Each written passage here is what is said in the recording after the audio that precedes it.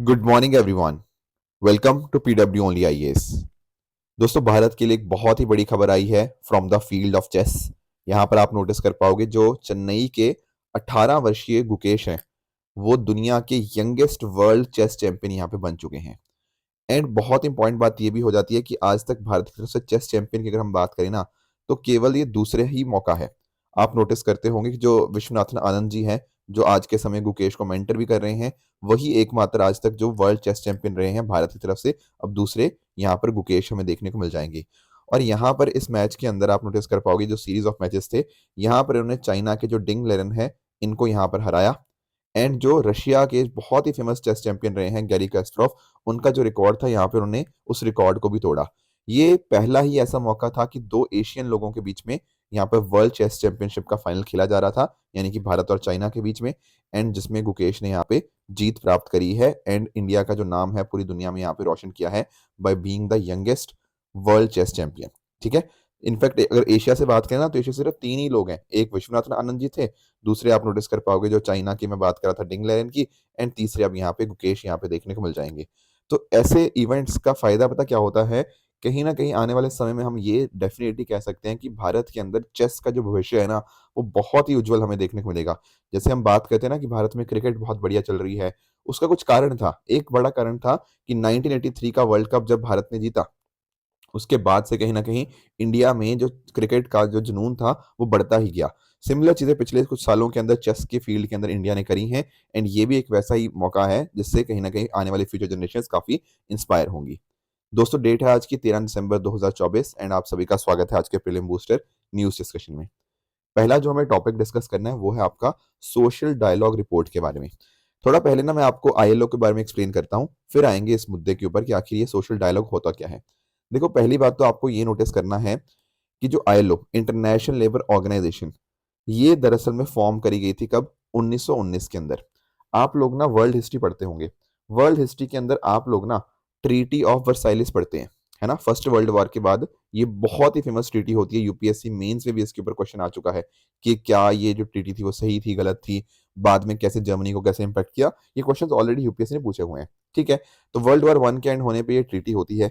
उस ट्रीटी के अंदर और भी बहुत सारी चीजें होती हैं, पर एक इंपॉर्टेंट बात जो इस ट्रीटी से निकल के आती है, वो होता है इंटरनेशनल लेबर ऑर्गेनाइजेशन का फाउंडेशन यहाँ पे होता है। राइट।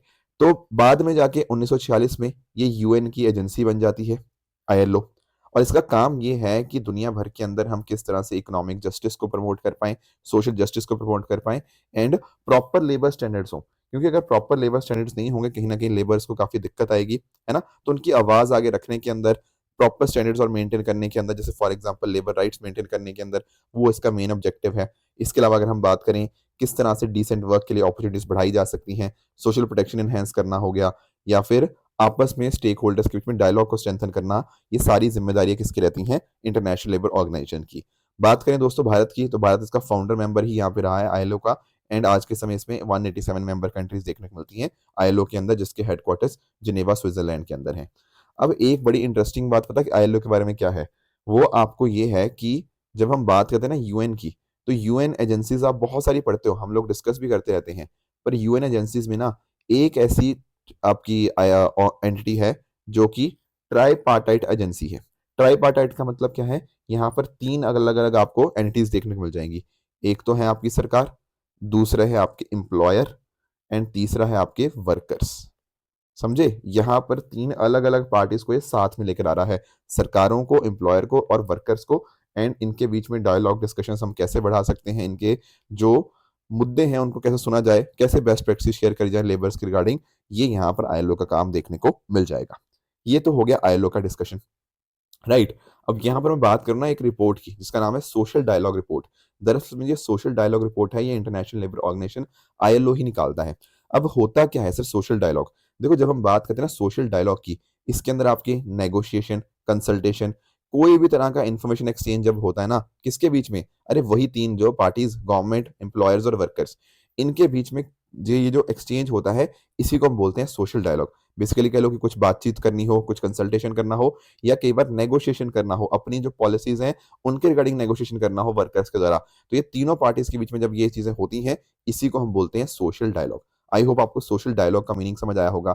अब ये जो रिपोर्ट इनके द्वारा आईएलओ के द्वारा निकाली गई अभी जिनेवा के अंदर, इसके अंदर यही बताया गया है किस किस तरह के सोशल डायलॉग मैकेनिज्म्स की क्या इफेक्टिवनेस थी। इन्होंने बेस्ट प्रैक्टिस को आइडेंटिफाई किया कि कैसे अपनी बात आगे तक रखी जा सकती है, राइट। तो दुनिया भर के अंदर कैसे कैसे स्टेट है सोशल डायलॉग की, कुछ सक्सेस स्टोरीज को इन्होंने हाईलाइट भी किया, राइट। एंड साथ ही साथ इन्होंने यहाँ पर सरकारों को, एम्प्लॉयज और वर्कर ऑर्गेनाइजेशन को तरीके सजेस्ट किए कि कैसे आप अपने सोशल डायलॉग को और स्ट्रेंथन कर सकते हो। तो आप नोटिस कर पाओगे ये पर्टिकुलर रिपोर्ट का काफी इंपॉर्टेंट रोल रहेगा इकोनॉमिक ग्रोथ, सोशल प्रोग्रेस को आगे लेके जाने के अंदर, एंड आपस में तीनों पार्टीज के कोलेबोरेशन के अंदर भी काफी इंपॉर्टेंट रोल रहने जा रहा है। तो उन्होंने कुछ रिकमेंडेशन जो दी है उसमें बताया है कि हमें वर्कर्स राइट को अपहोल्ड करना होगा, जो भी उनके फंडामेंटल चीजें हैं, जैसे for example freedom of association हो गया, कलेक्टिव बार्गेनिंग, साथ में मिलकर अगर आप कहीं ना कहीं वर्कर्स का, तो देखो एक बंदे की तो नहीं सुनी जाएगी, पर अगर आप ये सारे मिलकर वर्कर्स आपस में मिलकर अपनी बात को सामने रखते हैं तो उनकी जो बार्गेनिंग पावर होती है वो बढ़ जाती है। इसके साथ ही आप नोटिस कर पाओगे सोशल पार्टनर्स को स्ट्रेंथन किया जाए, इंक्लूसिविटी हो गया, है ना, डिस्कशंस हो गया, प्रॉपर यहाँ पे प्रॉपर असेसमेंट किया जाए इस तरह के जो भी आपके सोशल डायलॉग होते हैं, पीक लेवल सोशल डायलॉग, उनमें कितना पार्टिसिपेशन हो रहा है, कैसे उसको और इम्प्रूव करना है, ये सारी चीजें अगर होंगी तो आईएलओ के जो ऑब्जेक्टिव्स होंगे वो डेफिनेटली अचीव होते हुए हमें फ्यूचर में देखने को और भी अच्छे से मिल सकते हैं, राइट। आगे बढ़ने से पहले दोस्तों, अगर आप मेरे साथ कनेक्ट करना चाहते हैं तो आप मेरे साथ इस Telegram channel Rishabh Sharma sir PW मेरे साथ कनेक्ट कर सकते हैं। इसके साथ ही इस लेक्चर की जो पीडीएफ होगी और भी जो इंपॉर्टेंट यूजफुल कंटेंट होता है, मैं इसी पर्टिकुलर टेलीग्राम चैनल पे आपके साथ शेयर करता रहता हूँ। अगले टॉपिक की तरफ आते हैं, दैट इज इम्पीचमेंट ऑफ जजेस।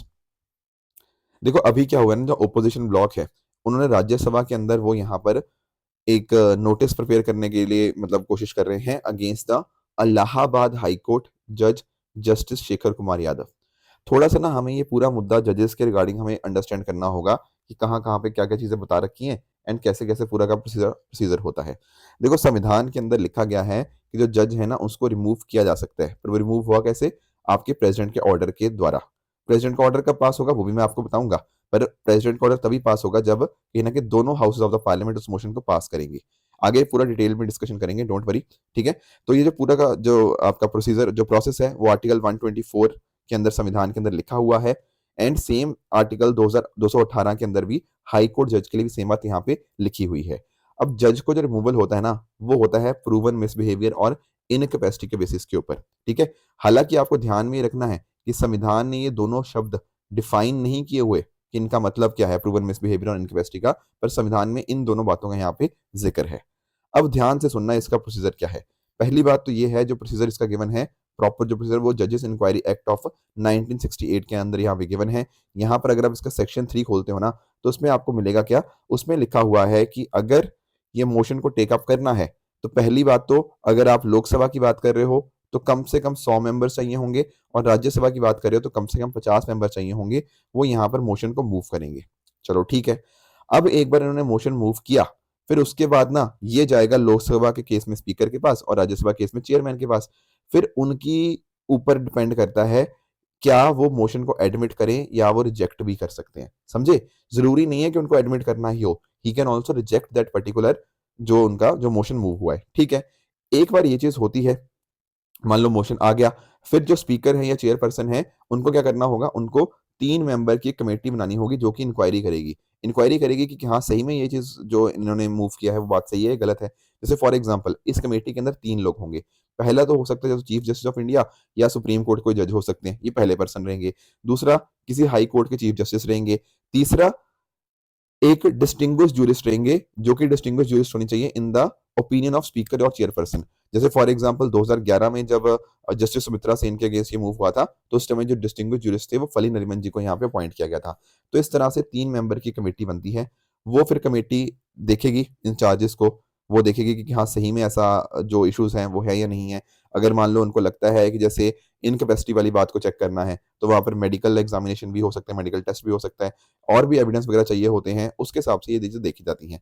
फिर ये कमेटी का क्या रिजल्ट आया, राइट। हो सकता है कमेटी बोले कि यार नहीं ये बात गलत है, या कमेटी एक्चुअल में चार्जेस उनके पाए।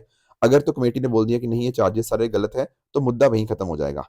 पर अगर कमेटी ने अपनी फाइंडिंग्स पाई एंड उन्होंने पाया कि हाँ इनको यहाँ पे फ्रेम किया गया है, इनके अगेंस्ट चार्जेस वो सही हैं, तो उस केस में क्या होगा, फिर जो स्पीकर जो चेयरपर्सन है ना वो रिपोर्ट को लोकसभा राज्यसभा के सामने रखेंगे जितना जल्दी से जल्दी यहाँ पे हो पाए, ठीक है। अगर तो मतलब गिल्टी नहीं पाएंगे तो मैटर वहीं खत्म हो जाएगा, पर अगर गिल्टी पाएंगे फिर क्या होगा, फिर यहाँ पे जो दोनों हाउसेज है ना वो उसके ऊपर करेंगे वोटिंग। किस तरह से, अगर देखो यहाँ पे वोटिंग के अंदर majority total majority of the मतलब majority of total membership of the house और majority of not less than two third of the member of house present voting, basically आप जो स्पेशल मेजोरिटी की यहाँ पे बात करी गई है कि not less than two third of member present and voting and overall total majority of the total membership of the house. अगर ये दोनों हाउसेस से आता है, लोकसभा से भी राज्यसभा से भी, तब जाके ये मुद्दा जाएगा प्रेसिडेंट जी के पास, फिर प्रेसिडेंट उसको अप्रूवल देंगे एंड आगे जाके उस जो आपका जो आपका जज है उसको फिर यहाँ पे हटाया जाएगा। ये पूरा का पूरा यहाँ पे प्रोसीजर रहता है। आई होप आपको पूरा प्रोसीजर यहाँ पे समझ आ गया होगा। बहुत बार यूपीएससी ने इसके ऊपर क्वेश्चन पूछे हैं, इसीलिए थोड़ा हमने इसको डिटेल में भी डिस्कस कर लिया। अब आपके दिमाग में एक सवाल और आया होगा कि सर क्या कभी ऐसा हुआ है कि कोई जज इम्पीच कर दिया गया हो इस तरह से, ये पूरा पूरा प्रोसेस के माध्यम से? देखो अभी तक ना हिस्ट्री के अंदर 5 बार कोशिश करी गई है। ध्यान से सुनना, मैंने बोला कोशिश करी गई है। जैसे फॉर एग्जाम्पल एक थे जस्टिस वी रामास्वामी जी के अगेंस्ट, ठीक है, ये सुप्रीम कोर्ट के अंदर था। यहाँ पर फाइंडिंग जो आई उसमें इनको गिल्टी तो पाया गया, पर कहीं ना कहीं मोशन पास नहीं हो पाया, आगे जाके वोटिंग के अंदर ना वो पास नहीं हो पाया। जस्टिस सुमित्रा सेन की अगर हम बात करें तो देखो इनके ऊपर करप्शन के लिए ये गिल्टी पाई गई, ठीक है। फिर आगे जाके राज्यसभा के अंदर भी इनके अगेंस्ट वोटिंग हो चुकी थी, लोकसभा के अंदर वोटिंग होने वाली थी, पर इन्होंने पहले ही रिजाइन दे दिया, तो लोकसभा के अंदर वोटिंग हो ही नहीं पाई। लोकसभा के अंदर वोटिंग हो गई होती तो यहाँ पर आप नोटिस करते कि यहाँ पे इम्पीच हो जाते, बट यहाँ पे वोटिंग से पहले ही इन्होंने रिजाइन दे दिया जस्टिस सुमित्रा सेन ने। उसके अलावा जस्टिस जेबी पर्दीवाला जी की बात करें तो यहाँ पर भी सिमिलर चीजें थी, ठीक है। अ, आगे भी मतलब और भी केसेस रहे हैं, पर आप नोटिस कर पाओगे कि यहाँ पर प्रोसीडिंग्स कभी भी सक्सेसफुल नहीं हुई हैं। या तो जजेस ने रिजाइन दे दिया बिफोर वोटिंग होने से पहले, या फिर वोटिंग जो थी वो पास ही नहीं हो पाई। इस तरह से ये चीजें हमें देखने को मिल जाती हैं। तो ध्यान क्या रखना है, proceedings have never been successful and no जज has been impeached completely till date. ये बात आपको पता होनी चाहिए विद कॉन्टेक्स्ट टू इंडिया। अगले टॉपिक पे आते हैं दोस्तों, दैट इज अष्टलक्ष्मी 2024 फेस्टिवल। थोड़ा सा इसको अंडरस्टैंड करने की कोशिश करते हैं कि आखिर ये मुद्दा क्या है। देखो आप लोग जानते होंगे, हम लोग जब अपनी नॉर्थ ईस्टर्न स्टेट्स की बात करते हैं ना, तो आपको टोटल मतलब 7 सिस्टर्स तो है ही है, उसके अलावा 8वीं भी स्टेट जो सिक्किम है वो भी है। तो दरअसल में 8 north eastern state, Assam, Arunachal Pradesh, Meghalaya, Manipur, Nagaland, Mizoram, Tripura and Sikkim, in 8 north eastern states का ब्यूटी कल्चर डाइवर्सिटी को हम सेलिब्रेट करते हैं कि लिए एक फेस्टिवल मनाते हैं। कहाँ पे, मतलब दैट इज अष्टलक्ष्मी फेस्टिवल। कहाँ पर हो रहा है सर ये फेस्टिवल? देखो ये फेस्टिवल दिल्ली में ही हो रहा है। दिल्ली में भारत मंडपम आप लोगों ने देखा होगा ना, भारत मंडपम जो प्रगति मैदान है, वहां पर आपका ये फेस्टिवल कंडक्ट हो रहा है। अब यहाँ पर क्या होगा, यहाँ पर इन पर्टिकुलर 8 स्टेट्स के अलग अलग कल्चरल इवेंट्स हो गया, उनके एग्जीबिशंस हो गया, ये सब यहाँ पे हमें देखने को मिल जाएंगे। तो इस तरह से जो गॉडेस लक्ष्मी के 8 फॉर्म्स ऑफ प्रॉस्पेरिटी होते हैं, ठीक है ना, प्योरिटी, वेल्थ, नॉलेज, ये दरअसल में अष्ट लक्ष्मी वर्ड वहीं से आया है, ठीक है। अष्ट का मतलब आप ऐसा भी कह लो कि 8 नॉर्थ ईस्टर्न स्टेट्स, और जो गॉडेस लक्ष्मी है उनके 8 जो फॉर्म्स होते हैं उनको यहाँ पर ये सिंबलाइज कर रहा है। तो इस पर्टिकुलर एग्जीबिशन या कल्चरल इवेंट्स के अंदर क्या होगा, इनके जो टेक्सटाइल सेक्टर है उसको दिखाया जाएगा, टूरिज्म अपॉर्चुनिटीज को डिस्प्ले किया जाएगा, क्राफ्टमैनशिप हो गया, इन पर्टिकुलर 8 स्टेट्स के जो जीआई टैग्स हो गया उनको यहाँ पे शोकेस किया जाएगा। तो बहुत इंपॉर्टेंट फेस्टिवल यहाँ पे बन जाता है। अब आप लोग जानते होंगे मास्कॉट के बारे में। मास्कॉट पता क्या होता है? मास्कॉट होता है शुभंकर। बेसिकली किसी पर्टिकुलर पर्सन को, किसी एनिमल को, है ना, जो लक हमें यहाँ पे लेके आती है, जो हमारे लिए अच्छी किस्मत लेके आती है, वो मास्कॉट बनता है। कई बार आपने देखा होगा ना, किसी स्पोर्ट्स इवेंट्स के भी मास्कॉट्स वगैरह होते हैं। तो यहाँ पर आप नोटिस कर पाओगे इस अष्टलक्ष्मी फेस्टिवल का जो मास्कॉट है वो है पूर्वी। पूर्वी एक तरह एक लड़की ही इसके लिए बनाई गई है, ठीक है ना, जो आइडेंटिफाई करती है उस पूरे रीजन को, है ना, उनकी जो चीजें हैं उनको यहाँ पे एक तरह से यूनिटी और डाइवर्सिटी अलग अलग स्टेट्स के बीच में उसको यहाँ पे ये रिप्रेजेंट करती है। तो ये इसका अष्टलक्ष्मी यहाँ पर इसका मास्कॉट देखने को मिल जाता है। इसके अलावा ये जो पर्टिकुलर अष्टलक्ष्मी फेस्टिवल है, यहाँ पर आप नोटिस कर पाओगे नॉर्थ ईस्टर्न इंडिया के अंदर जो इंफ्रास्ट्रक्चर डेवलपमेंट हो रहा है, ट्रांसफॉर्मेटिव इम्पैक्ट हो रहा है, उसको भी यहाँ पर ये शोकेस करता है। तो ये कुछ बातें थी अष्टलक्ष्मी फेस्टिवल के बारे में जो आपको पता होनी चाहिए। आगे बढ़ते हैं अगले टॉपिक की तरफ, that is world malaria report 2024।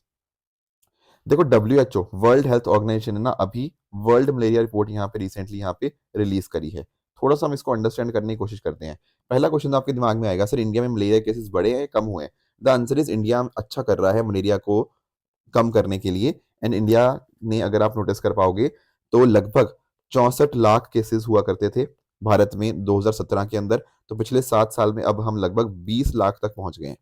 यानी कि आप ऐसा कह लो कि 64 लाख केसेस से हमने 44 लाख केसेस कम कर दिए हैं। अब लगभग 20 लाख केसेस हमें 2023 में हमें यहाँ पे देखने को मिलते हैं। तो 6 से 7 साल में हमने काफ़ी प्रगति करी है। लगभग 70% का रिडक्शन है भारत के अंदर।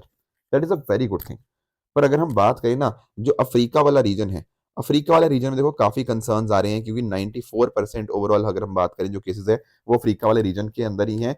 एंड इसी वजह से क्या हुआ है ना, जो ओवरऑल मलेरिया के केसेस हैं, वो दुनिया भर में इंक्रीज हुए हैं। भारत हैज़ डन वेल, इसमें कोई डाउट की बात नहीं है, बट बाकी और जगह के ऊपर काफ़ी कंसर्न की मुद्दा है, ऐसा WHO का यहाँ पे कहना है। थोड़ा सा और अंडरस्टैंड करते हैं इस चीज़ को। मलेरिया क्या है? मलेरिया एक इन्फेक्शियस डिजीज है जिसको फीमेल एनोफिलिस मॉस्किटोज यहाँ पे इनको ट्रांसमिट करते हैं, एंड ये कॉज होता है बाय प्लाज्मोडियम प्रोटोजोआ। ये एक लाइफ थ्रेटनिंग डिजीज है जो आपके अफ्रीका, साउथ अमेरिका, एशिया, इन पर्टिकुलर देशों के अंदर ज़्यादा देखने को मिलती हैं, स्पेशली ट्रॉपिकल एंड सब ट्रॉपिकल रीजन्स के अंदर। ये कंटेजियस नहीं होता, मतलब एक इंसान से दूसरे में नहीं फैलता, पर एक इंसान ना मतलब इम्यूनिटी डेवलप नहीं कर पाता मलेरिया के अगेंस्ट, राइट। एंड आप नोटिस कर पाओगे, वैसे तो 5 पैरासाइट स्पीशीज हैं, पर मेजरली अगर हम बात करें ना, तो प्लाज्मोडियम फेल्किप्रम और प्लाज्मोडियम वाइवेक्स, ये मेजरली थ्रेट कॉज करते हैं इन कॉन्टेक्स्ट ऑफ मलेरिया। इसके अलावा मलेरिया एक वेक्टर बॉर्न डिजीज है। वेक्टर बॉर्न जैसे फॉर एग्जांपल मलेरिया है, ठीक है, ये मॉस्किटो से फैलता है। डेंगू उस तरह से एडिस मॉस्किटो से फैलता है। और भी बहुत सारे वेक्टर डिजीज होते हैं, चिकनगुनिया हो गया, जीका वायरस हो गया, येलो फीवर, पेस्टाइल फीवर। तो कोई ना कोई वेक्टर होता है, कोई ना कोई ट्रांसमिशन यहाँ पे किसी के थ्रू होता है, ठीक है। जैसे हम मॉस्किटो वगैरह की बात करते हैं, तो इसका की वेक्टर बॉर्न डिजीज होती है ना, वो दुनिया भर की जितनी भी इन्फेक्शियस डिजीज है उनका मोर देन 17% यहाँ पे कॉन्ट्रीब्यूट करती हैं, एंड लगभग 7 लाख डेथ्स इससे एनुअली कॉज होती हैं because of these vector borne diseases. India की देखो कोशिश क्या रही है कि मलेरिया के अंदर हम सक्सेसफुल रहे हैं काफी हद तक, अभी और भी काम करना है, इसमें कोई डाउट नहीं है। बट जो हमने रिडक्शन किया है, उसमें एक तो national framework for malaria implementation हो गया 2016 से 2030 का, वो हमने अच्छा रन किया है। एंड हमारी कोशिश ये है कि 2027 तक हम मलेरिया एलिमिनेट कर पाए। हालांकि 2-3 साल ही बचे हैं अब तो इसमें, बट कोशिश पूरी है हमारी इस तरफ। इसके अलावा national strategic plan for malaria elimination, ये हमने 2017 से लेकर 2022 तक हमने यहाँ पे रन किया था कि कैसे अलग अलग डिस्ट्रिक्ट में इसको कम कर सकते हैं। इसके अलावा मेरा India malaria elimination for malaria elimination research alliance India, इसको ICMR Indian council for medical research ने यहाँ पे रन किया, ठीक है। जो भी आपके अलग अलग पार्टनर्स होते हैं उनका एक ग्रुपिंग है रिगार्डिंग द मलेरिया कंट्रोल। इसके अलावा आप नोटिस कर पाओगे इंडिया ने रिडक्शन देखा है 83% मलेरिया मॉर्बिडिटी के अंदर, एंड ओवरऑल 92% मलेरिया मोर्टेलिटी के अंदर बिटवीन द ईयर 2000 से 2020। ये बात भी आपको यहाँ पे पता होनी चाहिए। बाकी दुनिया भर की बात करें तो WHO का global technical strategy for malaria 2016 से लेकर 2030 के बीच में चल ही रहा है, ताकि एक तरह से मलेरिया एंडेमिक कंट्रीज के अंदर हम मलेरिया केसेस को कम कर पाएं। तो इस तरह के ग्लोबल इनिशिएटिव्स यहाँ पे हमें देखने को मिल जाएंगे, ठीक है। अगला दोस्तों हमारा टॉपिक रहेगा सेस एंड सरचार्ज के बारे में। देखो पिछले कुछ दिनों से ना सेस एंड सरचार्ज के रिगार्डिंग काफी खबरें आ रही हैं कि सरकार एक तरह से सेस का, सरचार्ज का एक तरह से मिसयूज कर रही है। तो वो सारी कंसर्न्स पिछले दिनों के अंदर उठे हैं, थोड़ा हम इसको अंडरस्टैंड करने की कोशिश करते हैं। देखो आप लोगों को ना टैक्स का बारे में तो पता ही होगा कि सरकार टैक्स लगाती है, जैसे आपका इनकम टैक्स हो गया, कॉर्पोरेशन टैक्स हो गया, आपका गुड्स एंड सर्विस टैक्स हो गया, GST वगैरह, है ना। डायरेक्ट टैक्स भी होते हैं, इनडायरेक्ट टैक्सेस भी होते हैं। पर कई बार ना इसी टैक्स के ऊपर एक टैक्स लगाया जाता है जिसको हम बोलते हैं टैक्स ऑन टैक्स। ये आपका सेस भी हो सकता है, सरचार्ज भी हो सकता है। थोड़ा इसको अंडरस्टैंड करने की कोशिश करते हैं। जैसे आप लोगों ने स्वच्छ भारत सेस सुना है, सुना होगा शायद। एजुकेशन सेस सुना है, फ्यूल सेस सुना है। ये क्या है? ये सेस वर्ड में इस्तेमाल तो कर रहा था। सेस वर्ड का तो मीनिंग बहुत सिंपल सा है, टैक्स ऑन टैक्स। ये आगे मैंने कुछ वर्ड्स बोले, स्वच्छ Bharat, education, fuel. What do these words mean? इनका मतलब पता क्या है? आप ये जितना भी पैसा इस पर्टिकुलर सेस के माध्यम से इकट्ठा कर रहे हो ना, वो जाएगा स्वच्छ भारत पर्पसेस के ऊपर, मतलब क्लीननेस के ऊपर जाएगा। जो एजुकेशन सेस का पैसा जाएगा, एजुकेशन के ऊपर ही सरकार खर्च करेगी, कहीं और खर्च नहीं करेगी। फ्यूल सेस वाला जो पैसा होगा वो उसी सेक्टर के लिए खर्च किया जाएगा, बेसिकली आपकी रोड्स के डेवलपमेंट के लिए। Are you getting my point? तो इनका कोई स्पेसिफिक पर्पस होता है, उस पर्पस के लिए इनको यहाँ पे लाया जाता है, या उस पर्टिकुलर पर्पस के लिए इसको लगाया जाता है, ताकि उस चीज के लिए हम इस्तेमाल कर पाए, ठीक है। अब सेस की अगर हम बात करें तो आर्टिकल 270 के अंदर, 277 के अंदर इनफैक्ट इन पर आपको ये देखने को मिल जाते हैं। इसके अलावा अगर मैं बात करूँ ना सरचार्ज की, सरचार्ज क्या होता है? सरचार्ज के केस में ना आपके जैसे खासकर ये उन लोगों पे लगता है जो बहुत ज्यादा पैसा कमाते हैं। जैसे मान लो कोई बंदा 5 करोड़ या उससे भी ज्यादा पैसा कमा रहा है, तो उनके ऊपर 25% सरचार्ज लगा दिया जाएगा, एक तरह से टैक्स ऑन टैक्स। यानी कि जो लोग बहुत ज्यादा अमीर है ना, नॉर्मली उनके ऊपर ये टैक्स लगता है, एक एडिशनल चार्ज, एक एडिशनल टैक्स लग जाएगा। तो इसको ना आप एक तरह का प्रोग्रेसिव टैक्स कह सकते हो। प्रोग्रेसिव टैक्स क्यों? क्योंकि जो जितना ज्यादा अमीर है अगर उसके ऊपर उतना ज्यादा टैक्स लगे तो उसी को प्रोग्रेसिव टैक्स बोलते हैं ना। तो यहाँ पर भी यही सेम चीज हमें देखने को मिल जाती है सरचार्ज के केस के अंदर। बाकी देखो, सेस आपका कोई स्पेसिफिक पर्पस के लिए होता है, जैसे मैंने आपको बताया। यहाँ पर जो आपका सरचार्ज होता है उससे सरकार का रेवेन्यू बढ़ जाता है। इसको कैलकुलेट कैसे करते हैं? जो भी टैक्स अमाउंट और सरचार्ज के बाद नंबर आया उसके ऊपर सेस लगाया जाएगा, और जो आपका सरचार्ज होता है वो टैक्स के ऊपर आपका सरचार्ज लगता है। कहने का मतलब क्या? टैक्स तो लगा ही है किसी के ऊपर, उसके ऊपर कुछ एडिशनल जो लगाया वो बन गया सरचार्ज। फिर टैक्स प्लस सरचार्ज लगाने के बाद उसके ऊपर सेस लगाया जाता है। इस तरह से ये चीजें मैकेनिज्म वर्क करती हैं। बाकी सेस का रेट फिक्स रहता है, और सरचार्ज इट कैन वेरी। कोई बहुत ज्यादा अमीर है उसके ऊपर ज्यादा परसेंटेज लगेगा, कोई थोड़ा कम है उसके ऊपर कम परसेंटेज लगेगा। इंपॉर्टेंट बात आपको ध्यान में रखनी है कि चाहे आपका सेस हो चाहे आपका सरचार्ज हो, ये दोनों कहाँ जाएंगे? कंसोलिडेटेड फंड ऑफ इंडिया के अंदर ही जाएंगे। एंड इंपॉर्टेंट बात जो आपको ध्यान में रखनी है, सेस और सरचार्ज ये दोनों सेंटर स्टेट्स के साथ शेयर नहीं करता। वेरी वेरी इंपॉर्टेंट पॉइंट, ये बात आपको बना होनी चाहिए। हालांकि जो नॉर्मल टैक्सेशन है वहां पर आप जानते होंगे 41% जो सेंटर का डिविजिबल पूल होता है वो स्टेट्स के साथ शेयर होता है। अब देखो दिक्कत पता है यहीं पे आती है। एक्चुअल में पता क्या हुआ है, पहले आप लोग जानते होंगे कि अगर हम 13th फाइनेंस कमीशन की बात करें तो 32% जो शेयर था ना, डिविजिबल पूल जो था, वो सेंटर सरकार के साथ शेयर करती थी स्टेट गवर्नमेंट के साथ। फिर इसको बढ़ाकर 42% कर दिया गया 14th फाइनेंस कमीशन के अंदर। फिर 15th फाइनेंस कमीशन के समय इसको 41% कर दिया गया। तो सेंटर ने स्टेट्स को यहाँ पे पैसा तो दे रही है, बिल्कुल सही बात है, जो टैक्सेस वाला पैसा है वो सेंटर सरकार को, स्टेट गवर्नमेंट को दे तो रही है। पर दिक्कत पता क्या हुई है, सेंटर गवर्नमेंट ने ना थोड़ी चालाकी करी। चालाकी क्या है कि उसने ना सेस और सरचार्ज के ना जो नंबर्स थे वो बढ़ाते गई। सरकार जो सेंट्रल गवर्नमेंट है ज्यादातर पैसा सेस और सरचार्ज से रेस करती गई। आप नोटिस कर पाओगे 2011-12 के अंदर ना, अगर मैं बात करूं, जो सेस और सरचार्ज से पैसा था वो 10% के आसपास था। अब 10 साल के अंदर ये बढ़कर 20% के आसपास हो चुका है। तो यानी कि ना सेंटर गवर्नमेंट ने काफी सारे सेस, काफी सारे सरचार्ज इंट्रोड्यूस करे हैं, जिससे सेंटर गवर्नमेंट के पास पैसा आता गया आता गया आता गया। एंड क्योंकि ये सेस और सरचार्ज आपके स्टेट गवर्नमेंट का शेयर नहीं करने होते, तो सेंट्रल गवर्नमेंट के पास ये पैसा रहा, स्टेट गवर्नमेंट का पैसा नहीं गया। Are you getting my point? हाँ, इसके माध्यम से जरूर स्टेट गवर्नमेंट तक पैसा बढ़ गया कि आपने डिविजिबल पूल ऑफ टैक्सेस उसको यहाँ पे इंक्रीज कर दिया उस परसेंटेज को।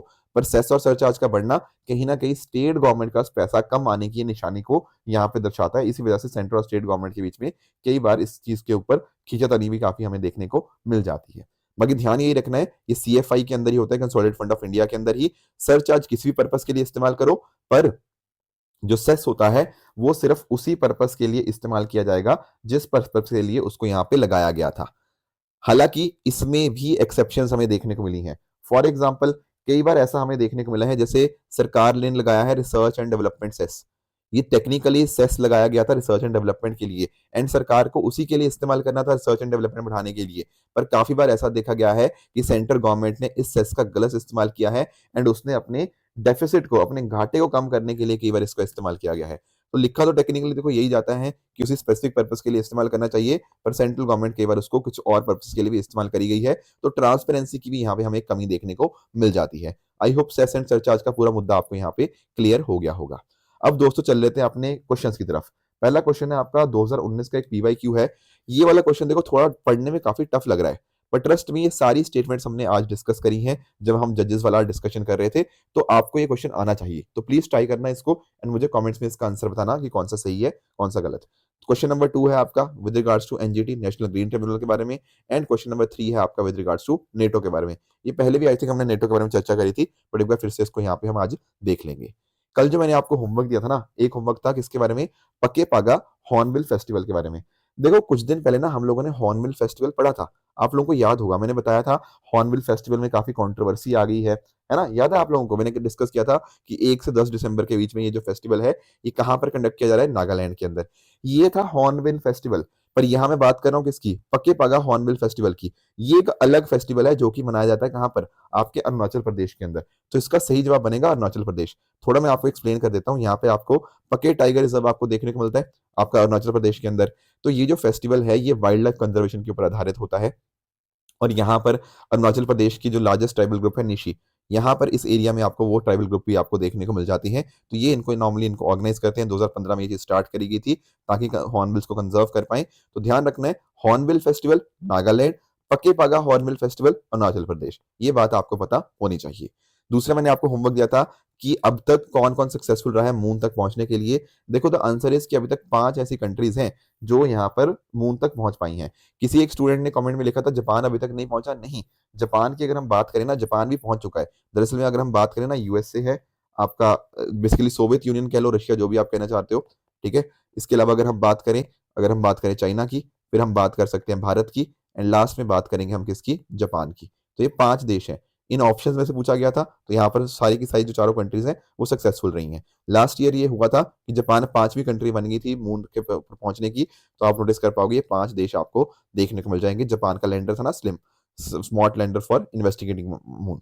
ये 5 देशों का नाम आपको यहाँ पे पता होना चाहिए। इसके अलावा मैंने आपको एक और होमवर्क दिया था कि इनमें से कौन सी ऐसी इन्वेस्टमेंट्स हैं जो इनटेंजिबल होती हैं। देखो टेंजिबल वर्ड आप समझते हो, टेंजिबल, टेंजिबल का मतलब होता है जिसको आप टच कर सकते हो, है ना, जो कि सी देखी जा सकती है, टच करी जा सकती है, फील करी जा सकती है, उनको टेंजिबल बोलते हैं। जैसे आपकी इन्वेंट्री है, इन्वेंट्री मतलब आपके फैक्ट्री में कितना सामान यहाँ पे पड़ा हुआ है। जैसे एक पर्टिकुलर मान लो कि कोई कंपनी का कुछ रियल एस्टेट होता है ना, उसकी मशीनरी वगैरह होती है।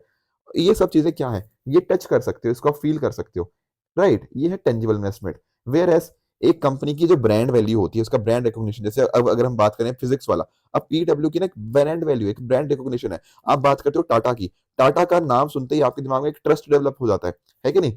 तो ये सब होती है आपकी ब्रांड रिकॉग्निशन या ब्रांड, आपकी ब्रांड वैल्यू। इसके अलावा जैसे आपका इंटेलेक्चुअल प्रॉपर्टी, आपके पेटेंट्स वगैरह हो गया, है ना, ये सब क्या है, पेटेंट्स हो गया, कॉपीराइट्स वगैरह हो गया, ये सब भी तो इंटेंजिबल इन्वेस्टमेंट ही है। And lastly mailing list of clients है, तो आप उसको इस्तेमाल कर सकते हो। ये भी एक तरह से इंटेंजिबल है, जिससे आप कहीं ना कहीं आने वाले फ्यूचर में पैसा, अच्छा खासा रेवेन्यू रेज कर सकते हो। तो यहाँ पर 3 करेक्ट है। आपका ये जो इन्वेंटरी हो गया, रियल एस्टेट, मशीनरी, ये सब टेंजिबल होती है। तो सेकंड वाला गलत था, बाकी तीनों सही थे, तो only 3 is the right answer.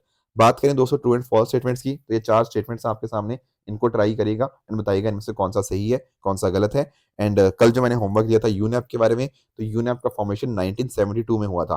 मैंने आपको कहानी भी बताई थी United nation conference on human environment की, जो स्टॉकहोम के अंदर हुआ था 5 जून को। तो first is incorrect.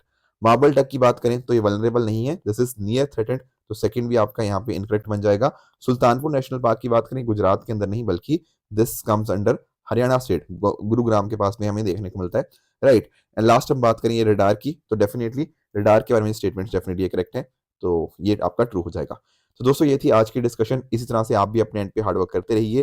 Thank you so much for joining, all the very best.